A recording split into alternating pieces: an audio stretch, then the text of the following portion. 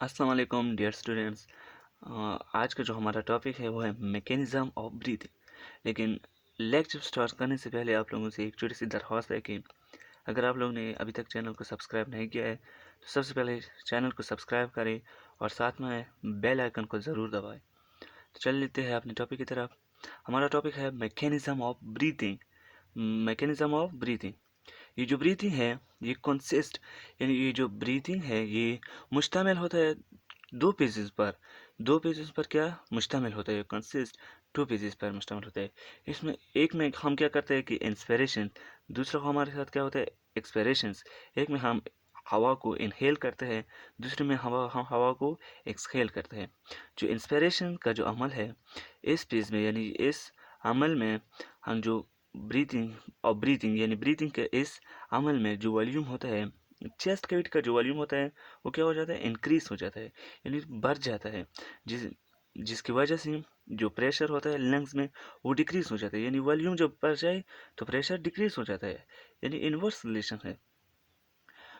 जिसकी वजह ये क्यों हो जाता है, इसकी जो वजह जो है वो क्या होता है कि मसल्स ऑफ डायफ्राम, यानी डायफ्राम के जो मसल होते हैं वो कंट्रैक्ट हो जाते हैं एंड बिकम फ्लैट्स, और फ्लैट हो जाते हैं, यानी इस तरह हो जाते हैं, फ्लैट हो जाते हैं इंस्टेड ऑफ डोम पोजीशंस, यानी जो गुम्बद नमा जो पोजीशन है उसकी वजह उसकी बनिस्बत ये फ्लैट हो जाते हैं।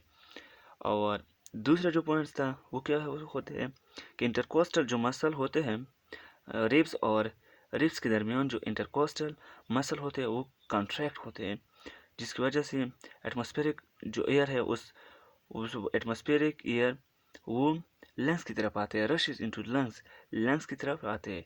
क्यों, जब वहाँ पर लंग्स में जो प्रेशर था वो कम हुआ था, एटमॉस्फेरिक जो प्रेशर है और एयर वो ज़्यादा होता है, जिसकी वजह से ये जो एयर है लंग्स तक आ जाती है। दूसरे अमल में हम क्या करते हैं एक्सपेरेशन, यानी एयर को एक्सपेल करते हैं। यानी इस अमल में हम क्या करते हैं कि जो ये अमल है इस अमल में मसल जो होते हैं, यानी हवा को हम बाहर निकालते हैं। क्यों निकालते हैं, क्योंकि हमारी जो मसल होते हैं रिब्स की जो मसल है और जो डायफ्राम है वो क्या हो जाते हैं रिलैक्स, दोनों ही रिलैक्स हो जाते हैं। यानी जो डायफ्राम है वो फ्लैट था, अब वो डोम पोजीशन पे आएगा, मसल जो थे कॉन्ट्रैक्ट है अब वो रिलैक्स हो गए। ड्यू टू इसकी वजह से जो वॉल्यूम होता है चेस्ट कैविटी का वो डिक्रीज हो जाता है। जब वॉल्यूम डिक्रीज हुआ तो जाहिर सी बात है प्रेशर क्या हो जाएगा, इंक्रीज हो जाएगा, यानी लंग्स में प्रेशर इंक्रीज हो जाएगा। लंग्स में जब प्रेशर इंक्रीज हो जाता है तो ये एयर जो होता है अंदर लंग्स के अंदर उसको क्या करते हैं एक्सपेल आउट करते हैं, यानी उसको बाहर कर देते हैं, यानी लंग्स से बाहर कर देते हैं। और ये जो हमारा टॉपिक था ये बहुत सी आसान सा एक टॉपिक था। उम्मीद करता हूँ आप सब लोगों ने बहुत अच्छी तरह समझ लिया होगा।